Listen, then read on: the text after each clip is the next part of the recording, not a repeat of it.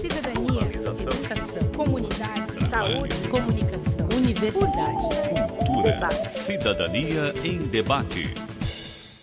Boa noite. Estamos começando mais um Cidadania em Debate aqui pela FURB TV e no programa de hoje vamos falar sobre a economia e a organização política no governo Dilma Rousseff, depois da reeleição e o que isso afeta aos trabalhadores do Vale do Itajaí.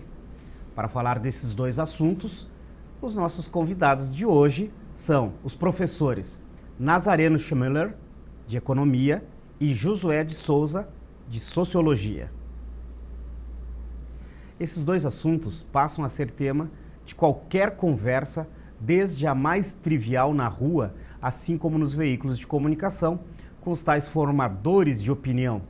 Mas afinal, o trabalhador deve ficar preocupado com as medidas econômicas que a presidente Dilma sinaliza, como, por exemplo, o aumento dos juros?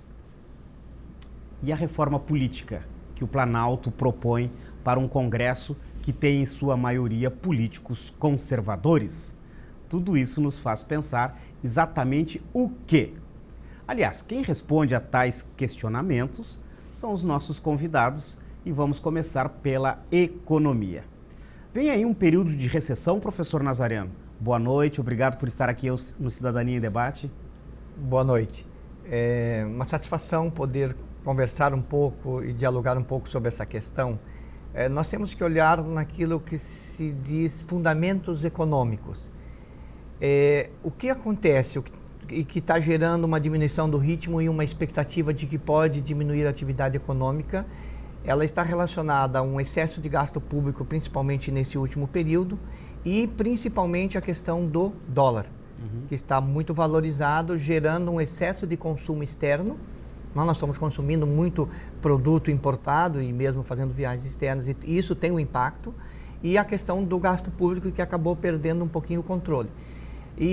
Mas, por outro lado, nós temos uma inflação que, ainda que esteja alta, batendo no teto da meta, em períodos passados, há 10 anos atrás, há 15 anos atrás, a situação de inflação era diferente, e em países em desenvolvimento, os analistas consensam que se pode conviver com inflação com taxa de 5%, 6%, até um pouquinho mais controlado.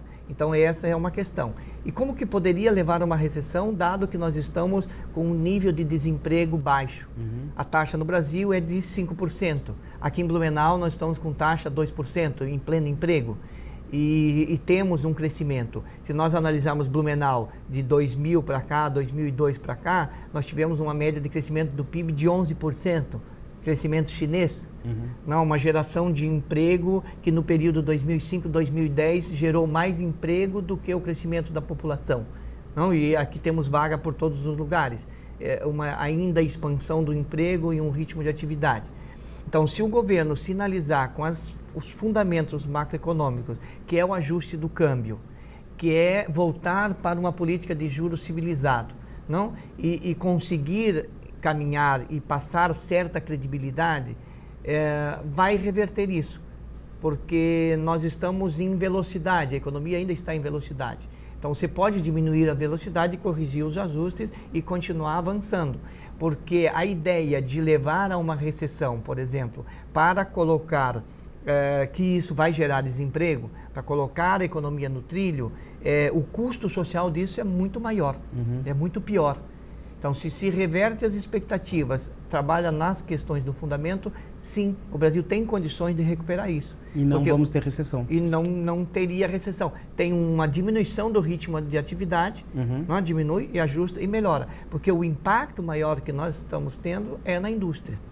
A indústria diminuiu muito a atividade, porque se está produzindo muito fora do país, justamente pela questão do câmbio. Então, se cria uma política industrial e resolve a questão do câmbio, e resolve a questão da indústria, que ela gera bastante produtividade, nós podemos resolver facilmente essa questão.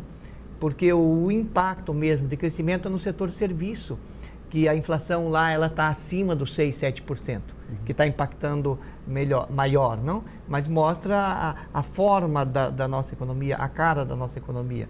Então, não se pode acreditar que se tenha que levar à recessão. Não se precisa fazer. Basta se fazer o ajuste e você está em ritmo de crescimento, a economia pode diminuir, mas não parar. Então, nós estamos com 2 convidados, um especialista da área da economia e nós temos o Josué, sociólogo, que faz um olhar agudo na questão política. Josué, obrigado por estar aqui novamente no Cidadania.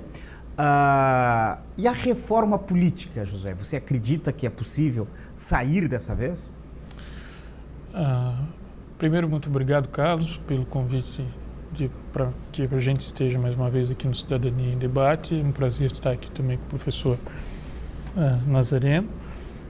Primeiro, antes de a gente falar se a reforma política sai ou não sai, é importante dizer que é desejável que aconteça uma reforma no nosso sistema político. No último período a gente tem percebido tem um desapego crescente da população com os partidos políticos e com todo o sistema político eleitoral no Brasil. O sistema político eleitoral não consegue representar as demandas da população, e isso é perceptível a partir da agenda que acontece no Congresso, né, ou em qualquer espaço institucionalizado de política, que é extremamente divorciada com a vontade que a gente percebe nas manifestações nas ruas ou na conversa na esfera pública, e o encarecimento sistemático das campanhas políticas que chegam a cifras estratosféricas. Ou seja, é necessário fazer uma reforma política. Se ela vai sair ou não, já é uma outra situação. A presidenta Dilma tem apontado que é desejo do executivo e dela que se faça uma reforma política, muito também por conta da agenda pública que tem pedido por isso. Agora, eu realmente não acredito que isso aconteça ou que a gente tenha uma alteração no sistema político que seja significativa. Por conta de termos um parlamento conservador? Por conta de ter um parlamento conservador, mas pelo simples fato de que o político que está no Congresso Nacional, seja na Câmara dos Deputados ou no Senado, ele se elege por essas regras que já estão aí e ele seria conservador para tentar alterar a regra do jogo que ele está ganhando. Acredito e tem se feito sistematicamente alteração na legislação eleitoral. Se a gente for pensar, se proibiu o showmício, né? A gente tinha showmícios na campanha eleitoral, se proibiu, se regulamentou o uso de placas, ou seja, se fazem reformas paliativas na tentativa de tornar mais baratas as campanhas políticas, mas não se faz uma alteração sistemática para permitir que não seja o capital que imponha a agenda aos políticos, né? Uma reforma política desejável seria uma reforma política que tirasse o financiamento público, o financiamento privado de campanha e permitisse que outras forças políticas que não só a força econômica conseguisse bancar candidaturas. Tem uma discussão no STF se é permitido ou não o financiamento privado de campanha, né? Porém ainda está em discussão no STF. Talvez seja mais fácil vir uma alteração do sistema político via STF do que pelo Congresso, como vários temas que a gente teve nos últimos anos no Brasil que emperra no Congresso, mas acaba o STF dando continuidade disso. Professor Nazareno, há uma cruzada aí política e que o mercado financeiro está, digamos assim, assanhado para saber quem vai ser o novo ministro, né? Que vai tratar da questão econômica. Por que o mercado fica tão assanhado quando vem essa discussão? E qual é o ministro que se espera? Que tipo de perfil? Olha, eu posso dizer a minha preferência. Né? Eu teria um economista que ele tenha noção de mercado, mas tem um perfil técnico, do que um ministro que tenha um perfil totalmente sistema financeiro. Porque tem que esclarecer bem quando eles falam mercado. Eles estão dizendo mercado, eles estão diretamente sistema financeiro. Não o mercado como um todo, que esteja envolvida a Confederação Nacional da Indústria, outras confederações, ligada à parte produtiva. Então, se esse puder articular com as duas questões, é importante. Porque os bancos, o sistema financeiro, nós analisamos o resultado dos bancos, continuam fabulosos. São bilhões a questão. E quanto mais tenha uma política de juros como nós temos, é melhor para o banco. Mantém essa política. E nós temos que entender, assim, para entender esse perfil de mercado, e mercado financeiro, outro mercado, e qual o ministro que nós preferimos. Por isso, esse perfil técnico, mas que dê confiança, e tem vários nomes que transmitem essa confiança.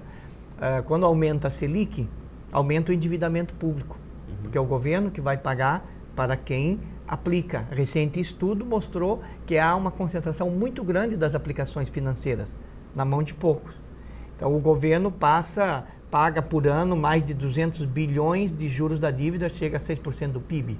Não, dá 20, 25 vezes mais do que o Bolsa Família. Então, é uma transferência de renda para isso. E quanto mais aumenta o juro, é transferência de renda dos mais pobres para os mais ricos. Então, tem que criar uma agenda política econômica, que atenda aos interesses do mercado financeiro, do mercado produtivo e dos trabalhadores de uma forma geral. Evidentemente que uma política de juros de arroxo, ela não vai beneficiar ao trabalhador. Vai beneficiar a quem tem o rendimento, a aplicação financeira. E tem capital para fazer a movimentação, né? Porque o trabalhador, do modo geral, conhece muito bem a poupança. Exato. E o rendimento de poupança é um rendimento pequeno, comparado com outros. E muitos nem conseguem, porque a renda não permite. Então, é mais importante que o governo tenha um ministro com um perfil de um mercado como um todo, envolvendo todos os setores da sociedade, do que ele esteja relacionado a um grupo específico. De minha parte, não, eu sou contra nomear um ministro da Fazenda, um ex-presidente de banco privado. Não, de forma nenhuma. E, de certa forma, não teria, do meu ponto de vista, não teria uma lógica tão grande assim. Eu acho que ele tem que estar integrado em todos os segmentos da sociedade, atender todos os interesses da sociedade. Porque, vamos ser sinceros, o sistema financeiro no Brasil não passa crise, e nunca passou crise. Não, e um grande banco que mais faturou esse ano é 13% a mais do que faturou já ano passado. E ainda só estamos em outubro, entramos em novembro. E aí quem sente isso do modo geral, é o trabalhador. Bom, nós vamos fazer um pequeno intervalo e na nossa volta vamos aí falar um pouco mais de economia e também da política brasileira. Já voltamos.